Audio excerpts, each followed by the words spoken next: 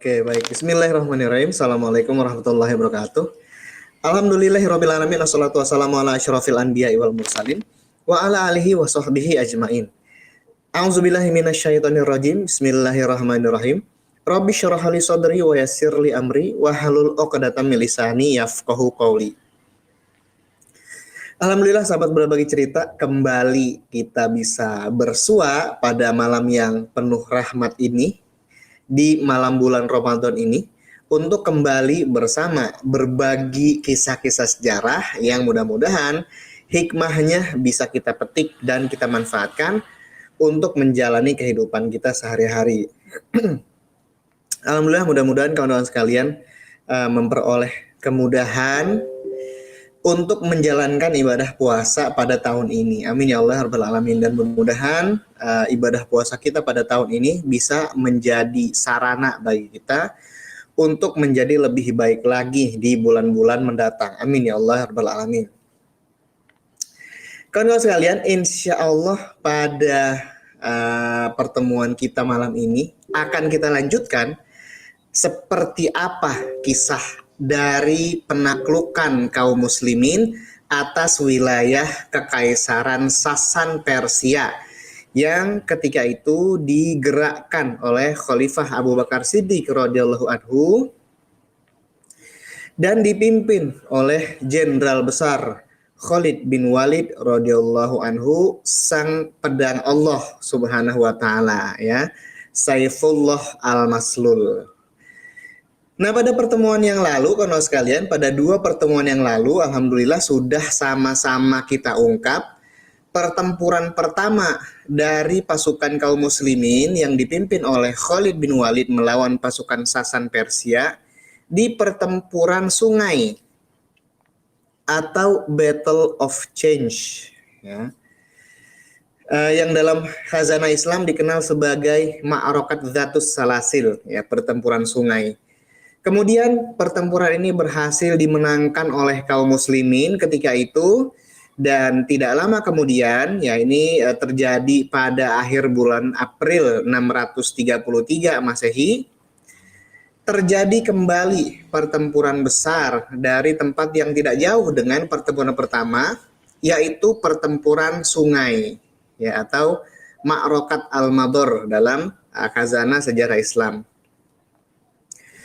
Karena memang pertempuran yang kedua ini terjadi di tepian sungai, gitu.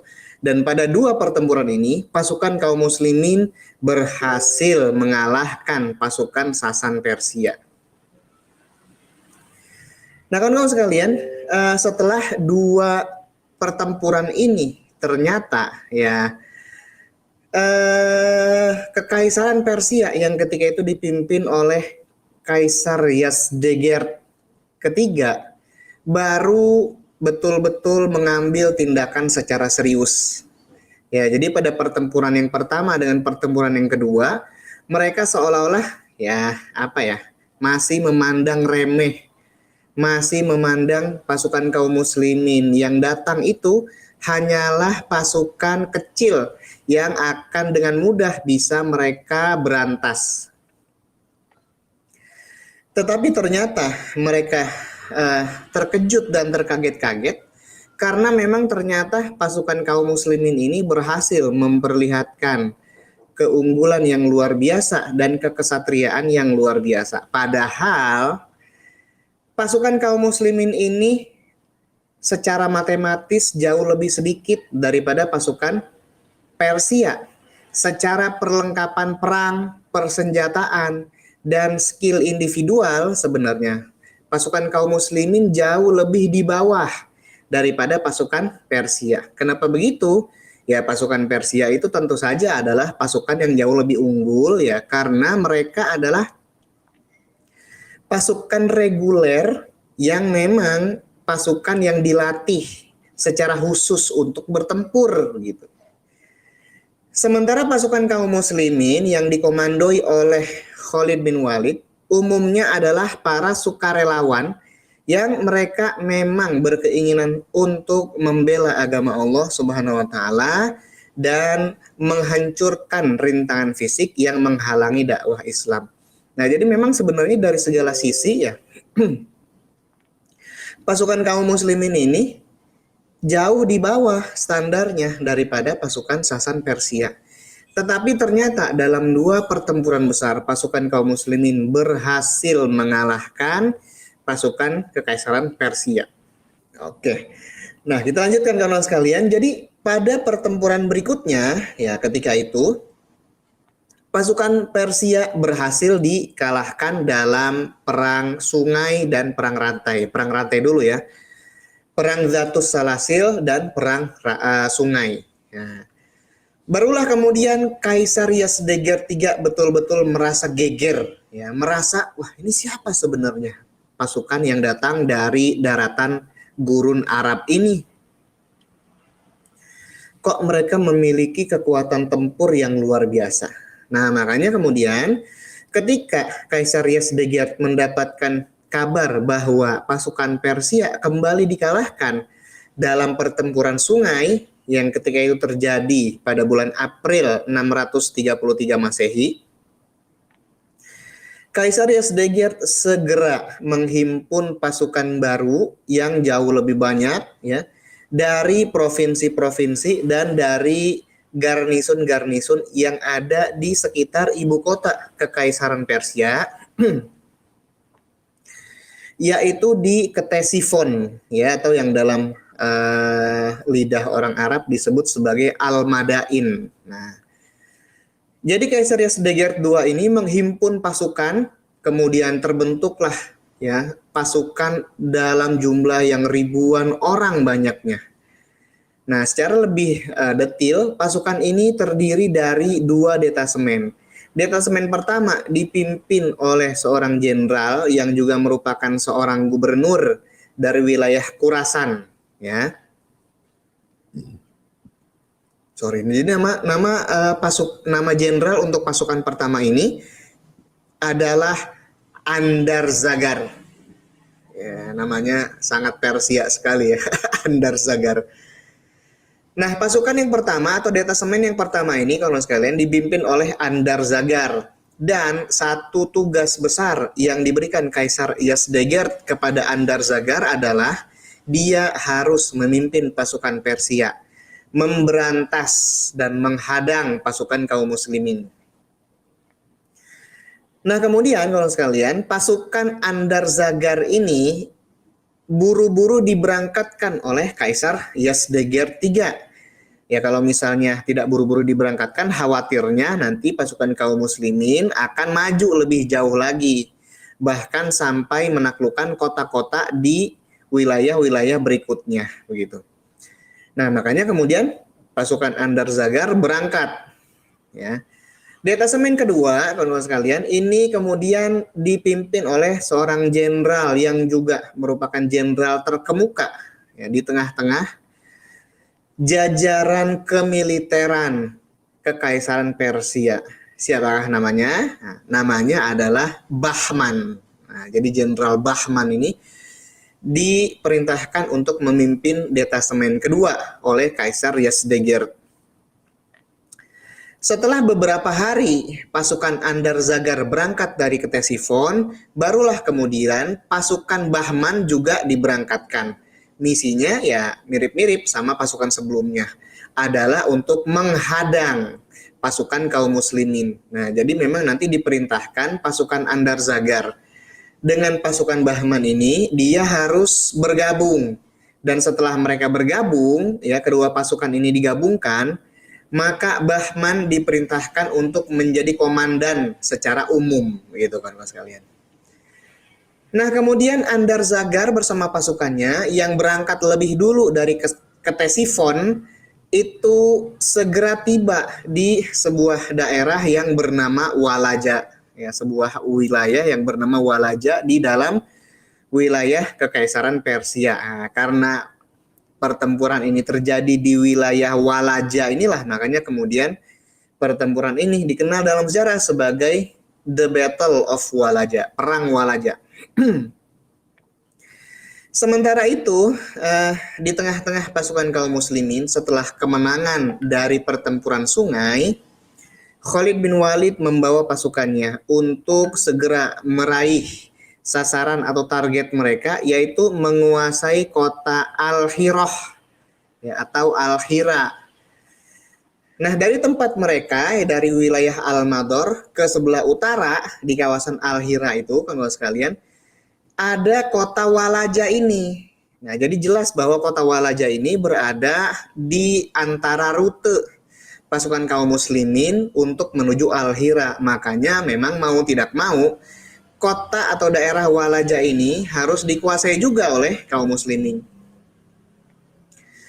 Dari berbagai informasi intelijen yang berhasil dikumpulkan oleh Khalid bin Walid, maka berhasil didapat kabar bahwa pasukan Persia dengan jumlah yang lebih besar sudah mendirikan pangkalan di Walaja.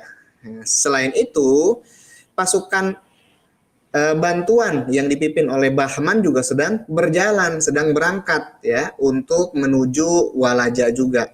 Nah, makanya kemudian Khalid bin Walid harus segera memimpin kaum muslimin untuk memberantas pasukan Andar Zagar ini sebelum pasukan bantuan, yaitu pasukan Bahman, tiba di Walaja. Nah, makanya bergegaslah Khalid bin Walid bersama pasukan kaum muslimin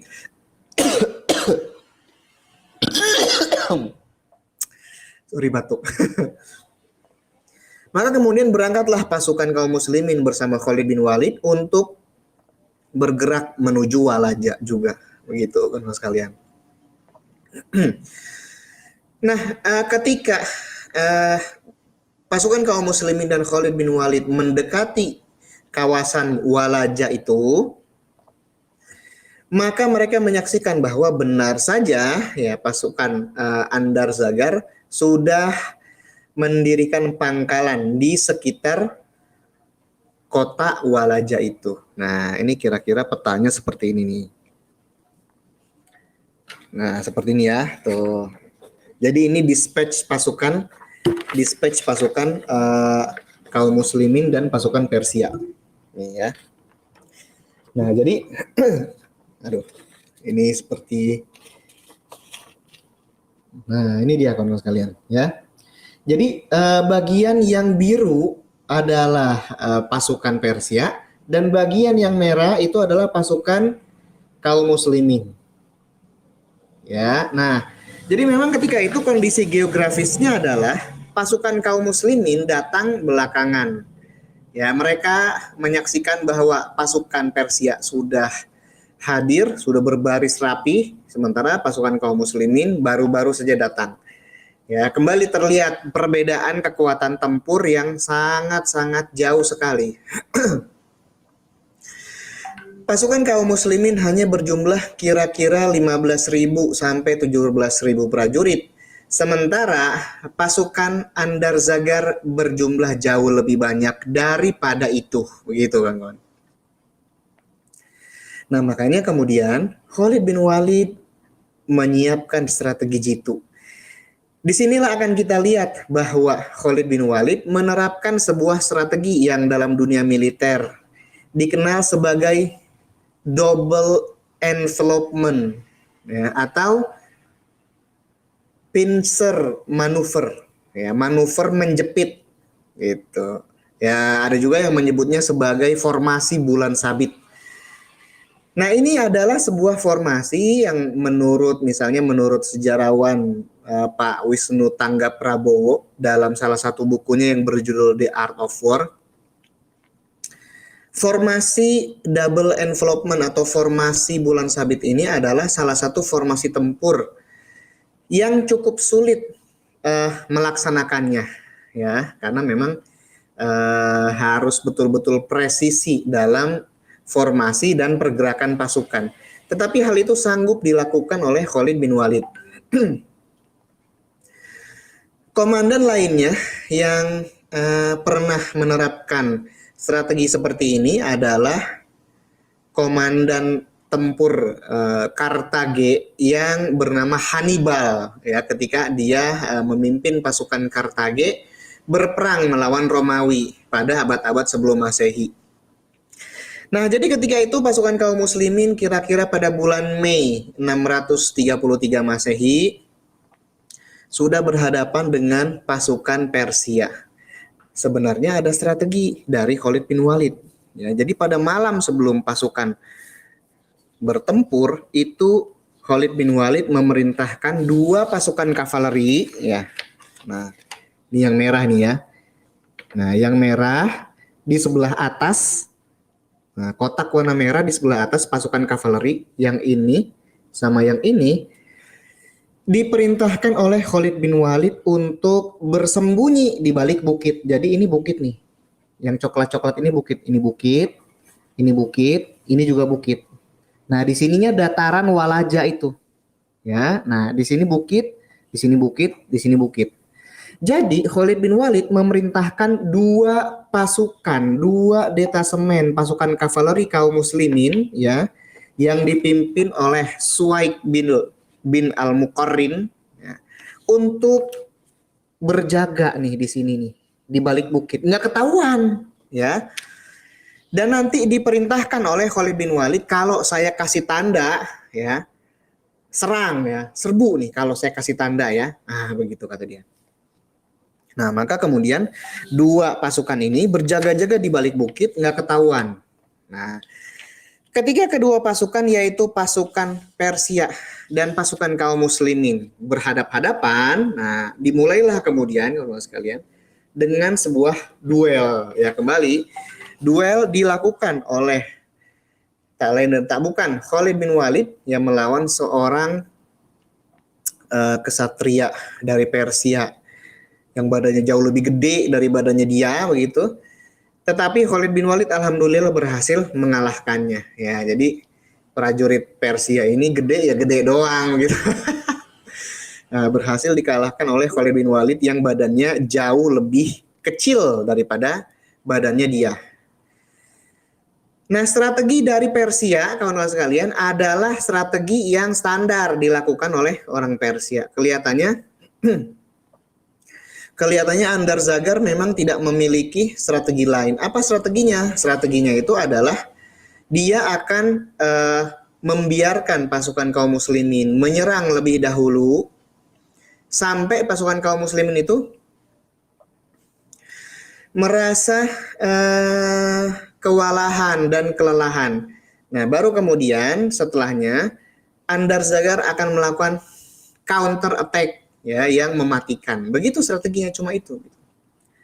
Nah, kemudian kaum muslimin, ya, yang dipimpin oleh Jenderal Khalid bin Walid seolah-olah mengikuti apa yang diinginkan oleh Andar Zagar. Pada fase pertama pertempuran Walaja ini, pasukan kaum muslimin maju secara menyeluruh, ya. Ini yang merah ini, pasukan kaum muslimin ini maju secara menyeluruh, ya, ke medan tempur untuk menghantam barisan pasukan dari Persia. Nah, maju serbu. Wah, kata Andar Zagar, kemakan ini mereka sama strategi saya. Udah, biarin aja dulu mereka menyerang sampai mereka kelelahan, nanti baru kemudian kita serang balik, ya, counter attack yang mematikan. Nah, ketika itu kan sekalian, Khalid bin Walid betul-betul melaksanakan apa yang diinginkan oleh Andar Zagar. Ya. Nah, ketika pertempuran terjadi, ya, sengit sekali kan sekalian. Andar Zagar merasa bahwa dia di atas angin. Tuh, kelihatan kan pasukan kaum muslimin udah mulai kelelahan. Ya. Ayo kita lakukan counter attack. Majulah itu pasukan Persia untuk menghantam pasukan kaum muslimin secara keseluruhan. Nah, yang di belakang ini belum disuruh ngapa-ngapain nih. Tetapi justru itulah yang diinginkan oleh Khalid bin Walid. Nah, barisan pasukan tengah kaum muslimin nih, yang barisan pasukan tengah ini diperintahkan oleh Khalid bin Walid kalau misalnya entar pasukan Persia melancarkan counter attack, mundur pelan-pelan ya. Nah, makanya mundur. Nih, pasukan kaum muslimin yang tengah, ya, tuh. Pasukan kaum muslimin yang tengah, yang ini nih, mundur pelan-pelan. Tuh, mundur kan? Ya. Kemudian, karena pasukan Persia melihat seolah-olah pasukan kaum muslimin mundur pelan-pelan karena mereka melakukan counter attack, mereka jadinya ngikut. Mereka jadinya ngikut. Kejar pasukan itu udah mau mundur kan begitu. Nah, dikejar nih. Makanya pasukan yang tengah, yang biru, ya pasukan Persia yang biru ini maju juga untuk mengejar pasukan kaum muslimin yang pura-pura mundur teratur itu. Padahal emang ini strateginya. Nah, makanya kemudian bentuk dari formasi pasukan kaum muslimin jadi seperti ini, melengkung seperti bulan sabit tuh. Ya, melengkung seperti bulan sabit. Makanya mundur terus. Tanpa disadari oleh pasukan Persia, mereka sebenarnya terperangkap nih di dalam kepungan pasukan kaum muslimin. Tuh. Segini nih udah masuk nih. Ketika hal ini terjadi, kawan-kawan sekalian, Khalid bin Walid kemudian memberi tanda. Ya, sweet. Ya. Makanya kemudian pasukan yang di belakang bukit ini nih langsung bergerak ke sini tuh, yang ini nih. Ya, pasukan yang di belakang bukit yang tadinya semenjak semalam sudah disiagakan di situ, mereka buru-buru mengalir bagai air bah dari bukit keluar ke medan pertempuran dan kemudian mereka memukul pasukan Persia dari belakang nih. Nah, tadinya kan di sini nih yang merah. Ya. Tadinya kan di sini yang merah nih. Nah, ini seperti gambar ini. Tadinya kan pasukan kavaleri di sini yang merah. Nih, pasukan kaum muslimin ini. Ya, ketika dikasih tanda, pas formasinya udah begitu, dikasih tanda sama Khalid bin Walid, masuk. Wah, masuk. Ya. Akhirnya mereka mengalir dari sini. Tuh, sama dari sini. Memukul, menghantam bagian belakang barisan pasukan Persia. Sehingga apa yang terjadi?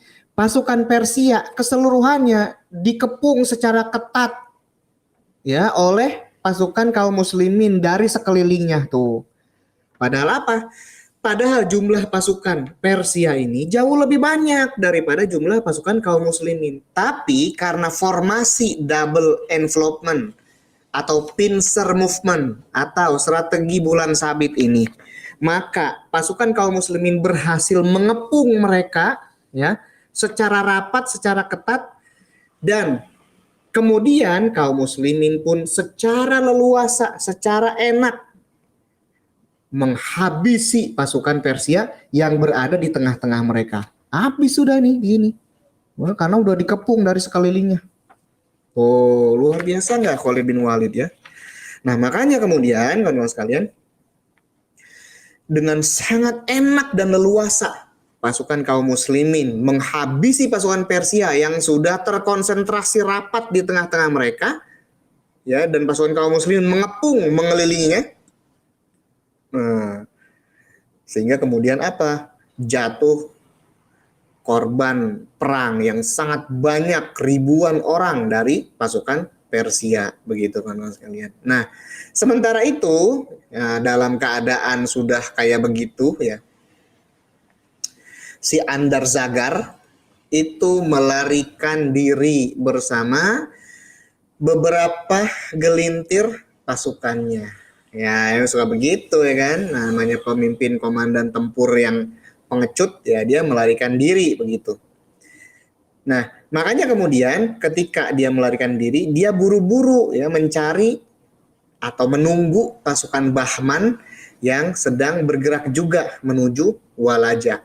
Nah, ketika itulah kawan-kawan sekalian, sahabat berbagi cerita semua, kaum muslimin kembali memperoleh kemenangan besar pada perang Walaja ini, ya, kemenangan besar yang gilang gemilang yang dalam sejarah disebutkan bahwa ketika itu kaum muslimin berhasil memperoleh harta rampasan perang yang sangat banyak sekali ya, sehingga harta rampasan perang itu yang berupa apa? Berupa senjata, misalnya kuda, misalnya ya, perisai-perisai, tombak dan berbagai harta rampasan lainnya ya, uang juga begitu ya.